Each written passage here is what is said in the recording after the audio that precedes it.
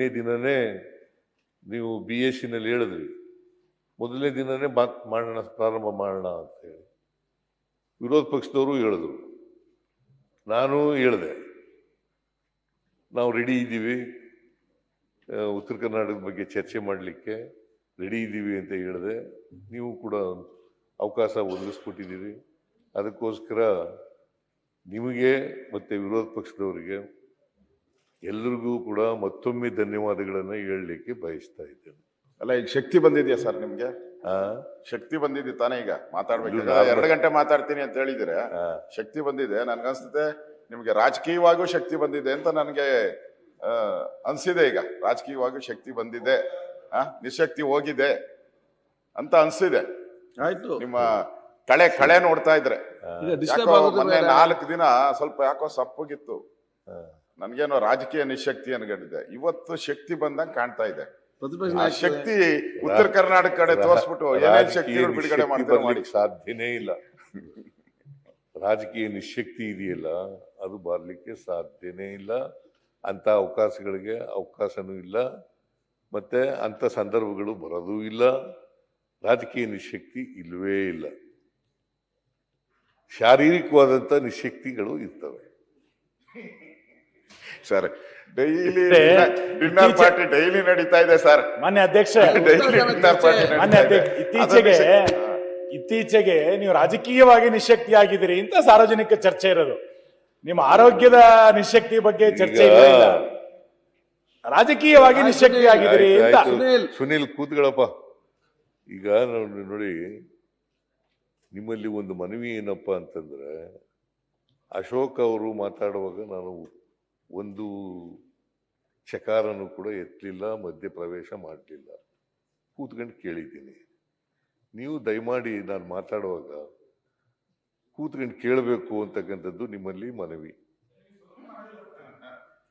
ರಾಜಕೀಯ ನಿಶಕ್ತಿ ಅದೆಲ್ಲ ಉತ್ತರ ಕೊಡ್ತೀನಿ ನಾನು. ರಾಜಕೀಯ ನಿಶಕ್ತಿ ಯಾವಾಗಲೂ ಇಲ್ಲ. ಮತ್ತೆ ರಾಜಕೀಯನ ಅಷ್ಟೊಂದು ತಲೆ ಕೆಡಿಸ್ಕೊಂಡು ಮಾಡಬೇಕಾದಂಥ ಅಗತ್ಯ ಇಲ್ಲ. ಅಧಿಕಾರ ಜನ ಕೊಡೋದು,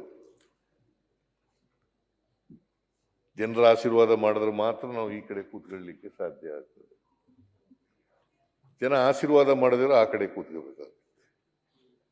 ಅಂತಿಮವಾಗಿ ಪ್ರಜಾಪ್ರಭುತ್ವದ ವ್ಯವಸ್ಥೆಯಲ್ಲಿ ಜನರೇ ಮಾಲೀಕರಲ್ವಾ, ಅವರೇ ಪ್ರಭುಗಳು.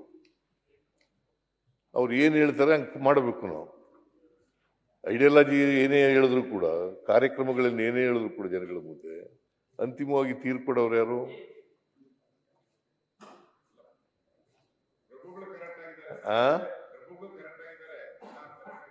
ಅದರಿಂದ ರಾಜಕೀಯವಾಗಿ ನಿಶಕ್ತಿ ಅನ್ನೋ ಪದ ನನ್ನ ಹತ್ರ ಇಲ್ವೇ ಇಲ್ಲ.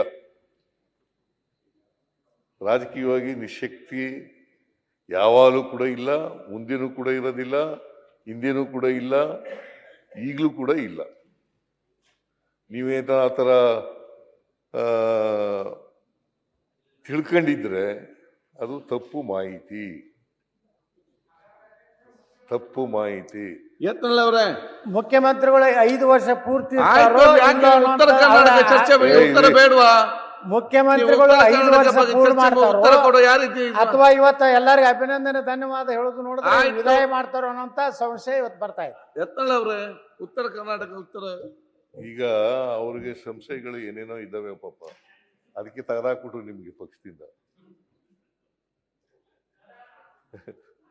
ತೆಗೆದಾಕತ್ತು. ಅದಕ್ಕೋಸ್ಕರ ನನಗೂ ಹೊರಗೆ ಹಾಕ್ಯಾರ, ನಿಮ್ಮನ್ನೂ ಹೊರಗೆ ಹಾಕ್ಯಾರ. ಸಂಶಯಗಳ ಮೇಲೆ ಅದ್ರ ಬಗ್ಗೆ ಚರ್ಚೆನೆ ಮಾಡ್ಬೇಡ್ರಿ. ಹೊರಗೆ ಹಾಕದವ್ರಿಗೆ ಏನು ಅನ್ಯಾಯ ಆಗೋದಿಲ್ಲ.